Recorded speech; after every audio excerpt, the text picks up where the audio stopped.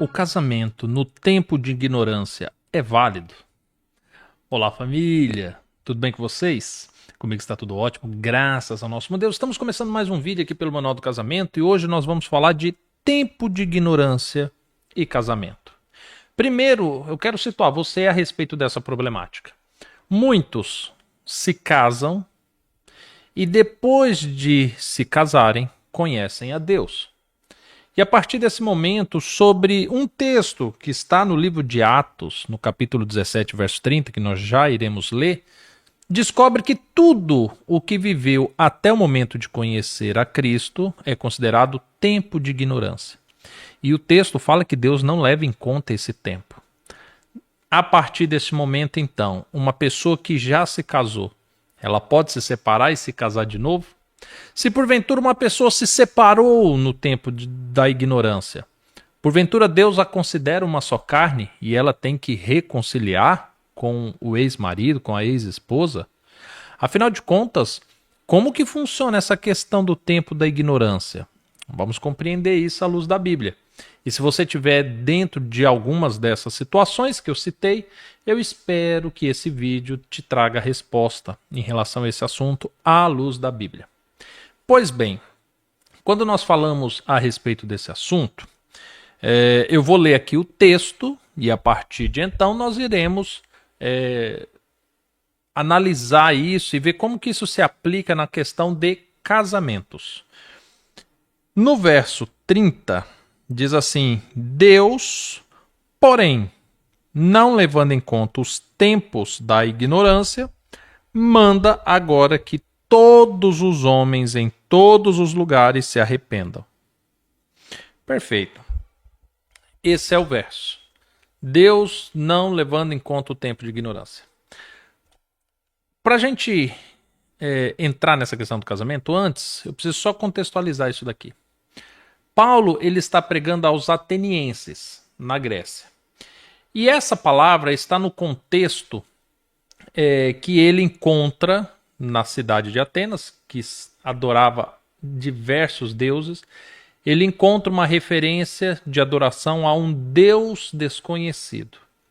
E acerca desse Deus desconhecido, ele agora começa o seu discurso e ele diz que esse Deus desconhecido é o Deus a quem ele serve. E a partir desse momento ele começa a dizer que eles adoravam a ele sem saber quem ele era. E agora ele começa a falar sobre ressurreição, sobre os mortos, sobre Cristo. E aí, nesse contexto, ele está dizendo que eles adoravam e buscavam na ignorância, sem saber quem era Deus, mas que Deus não levou em conta os seus pecados e os seus erros enquanto estavam na ignorância. Entretanto, mesmo eles cometendo erros e estando na ignorância, Deus agora chamava ao arrependimento, a uma mudança de atitude, uma mudança de postura. Esse é o contexto. O texto aqui não está falando de uma vida de pecado, não está falando de decisões, etc. e tal. Está falando de uma adoração específica a Deus, realizado sob um tempo de ignorância, quando buscavam adorar a Deus sem saber como devidamente adorar. Esse é o texto. Pegando esse texto e esse princípio, vamos agora aplicar no casamento. Eu gosto de falar que casamento, quando as pessoas trazem o tempo da ignorância para o casamento, eu gosto sempre de enfatizar que o casamento Deus criou não foi para os cristãos. O princípio de tornar duas pessoas em uma só carne é um princípio que Deus estabelece para toda a raça humana. O cristão, o batista, o católico. Para aquele que não é cristão, para o ateu, para o satanista, para qualquer tipo de crença. O princípio de uma só carne e do casamento, conforme Deus instituiu, é para qualquer ser humano. Simples assim. Isso nós precisamos deixar bem claro.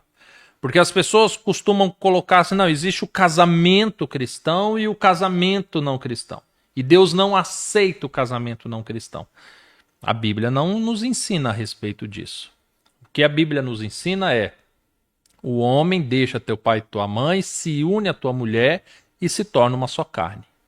Independente se fazem um culto, se chamam um padre, um pastor, um presbítero, seja lá quem for, se registra no cartório, se casa em uma grande festa, no lago, na praia, no pôr do sol, em um heliporto, não interessa. Deixou pai e mãe para ficarem juntos no intuito de constituir uma família e celebram isso por meio do ato sexual, Deus os une e os transforma em uma só carne. Ponto final.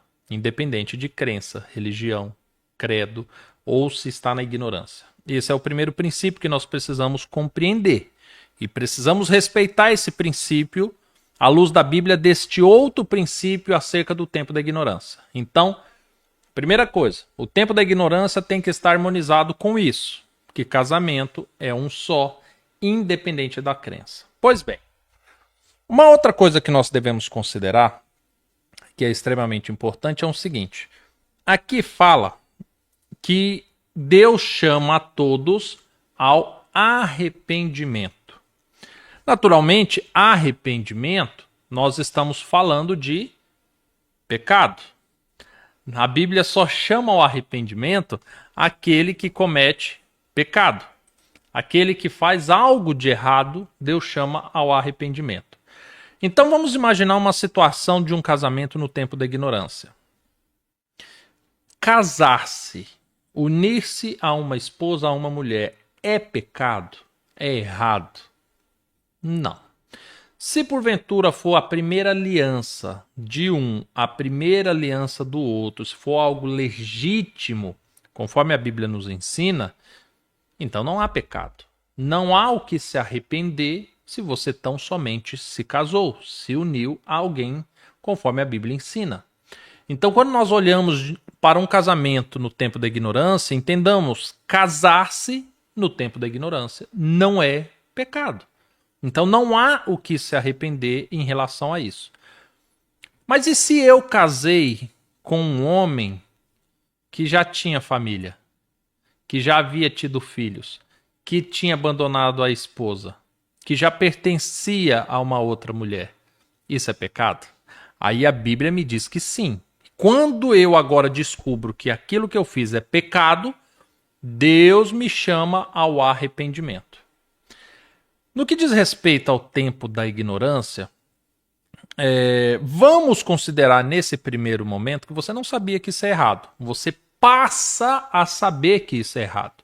Quando você passa a saber que isso é errado, o texto te chama ao arrependimento.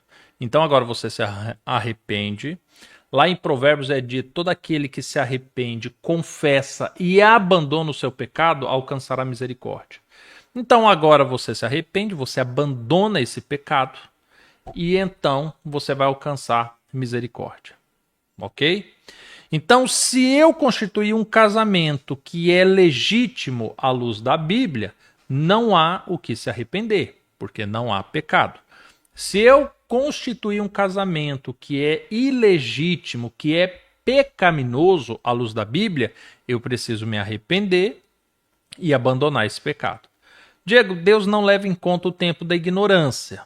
Podemos dizer que não será imputado pecado para quem cometeu um pecado sem saber que era pecado? Não é o que o texto está dizendo. Em uma outra passagem, Paulo fala assim que todos nós somos cientes dos pecados que nós cometemos.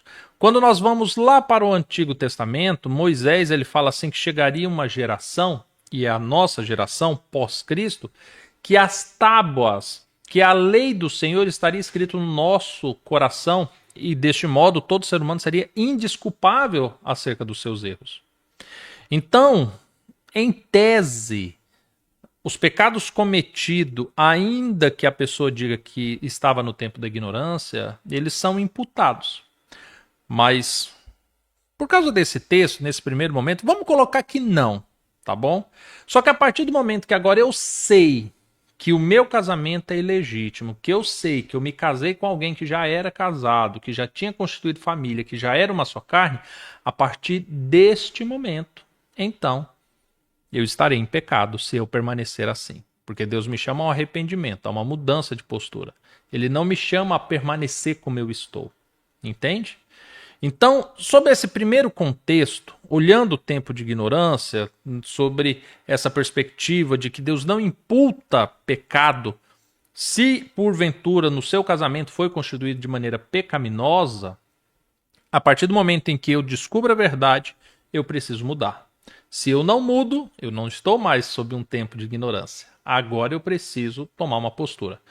Se o texto dissesse que tão somente Deus não leva em conta o tempo de ignorância, ele poderia nos deixar como nós estávamos. Então, eu conheci a Cristo e eu estou num casamento ilegítimo.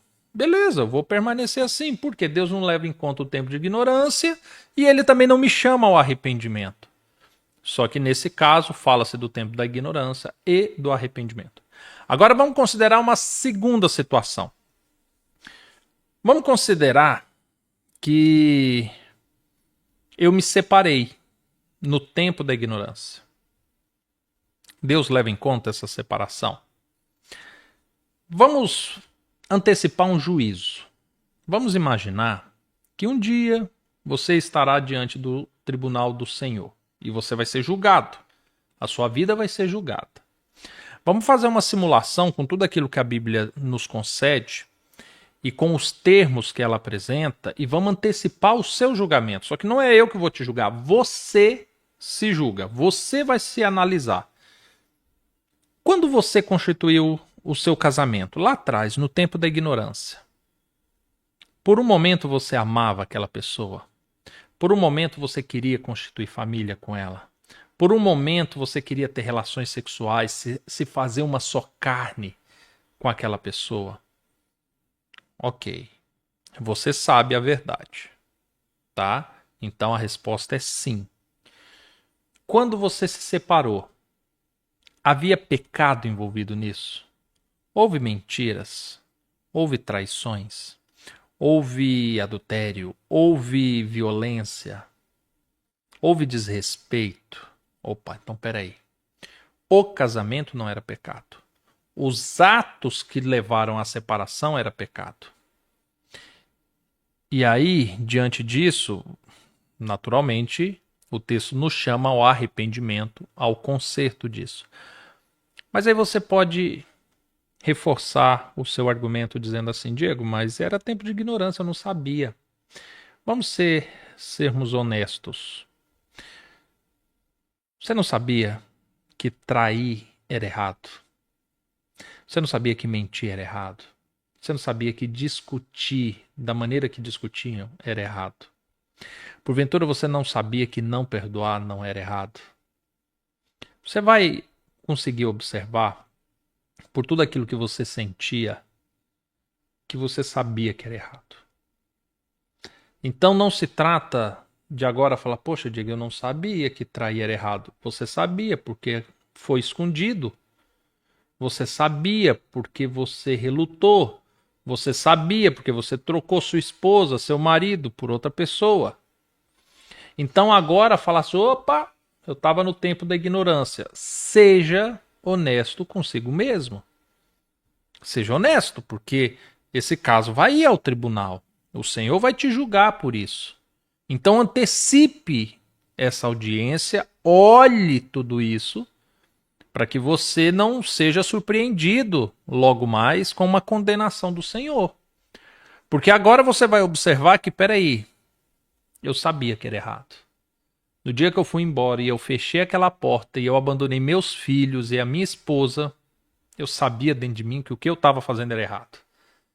Ah, mas eu estava apaixonado por outra pessoa, eu estava iludido. Não interessa. Você sabia que era errado. Então não há o que se falar em tempo de ignorância. Talvez a gente aplique tempo de ignorância o fato de você não saber como consertar tudo isso. Porque talvez naquele tempo você olhava para si, para o que você estava sentindo, e você pensava assim, poxa, não tenho o que fazer, eu não consigo fazer meu marido voltar, eu não consigo fazer minha esposa voltar, eu não consigo abandonar essa nova família, eu não consigo perdoar. No tempo da ignorância, você olhava para si e realmente você não tinha recursos. Só que hoje você conhece a Cristo.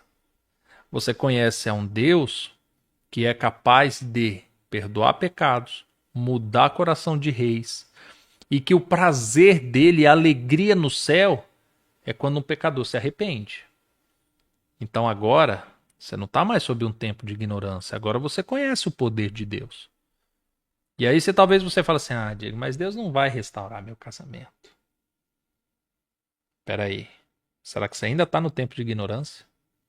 Ou lhe está faltando fé? Ou você está resistindo ao poder do Espírito?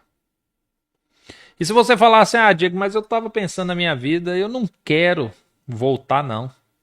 Certo. Mas aí você entendeu que não tem nada a ver com o tempo de ignorância? Tem a ver com os desejos carnais que você tem de não querer experimentar aquilo que Deus quer fazer na tua vida e no teu casamento? Que isso é uma rebeldia à vontade do Senhor? Diego, mas e o livre-arbítrio? Eu costumo dizer que livre-arbítrio nada mais é do que o argumento perfeito que o diabo colocou para que você peque. É só isso. Porque a partir do momento que você entende que você é servo de Deus, a tua vontade está sujeita à vontade do Senhor. Livre-arbítrio é tão somente o poder de decisão que você tem de pecar. Ninguém fala em livre-arbítrio para fazer a vontade de Deus. Livre-arbítrio você só usa para falar sobre o mal, sobre o pecado. Você nunca ouviu ninguém falando assim, olha, eu uso o meu livre-arbítrio para adorar ao Senhor. Eu uso o meu livre-arbítrio para ser fiel a Jesus. Não. Eu uso o meu livre-arbítrio porque eu não quero adorar ao Senhor. Eu uso o meu livre-arbítrio porque eu quero fumar, eu quero beber, eu quero me prostituir, porque eu sou livre. Entendeu? Então, diante disso, quando nós falamos em casamento, entenda, não se aplica esse princípio de tempo da ignorância. Primeiro porque se o casamento foi legítimo, não há o que se arrepender. Se foi ilegal o casamento, se foi legítimo, o texto nos chama ao arrependimento. Percebe? Se houve uma separação, um ato pecaminoso, o texto nos chama ao arrependimento. E se hoje você conhece o poder de Deus, talvez você antes não tinha buscado a reconciliação do seu casamento porque você não confiava em Deus, você só confiava em si. Agora você não está mais sob o tempo da ignorância. Agora você tem que experimentar esse poder.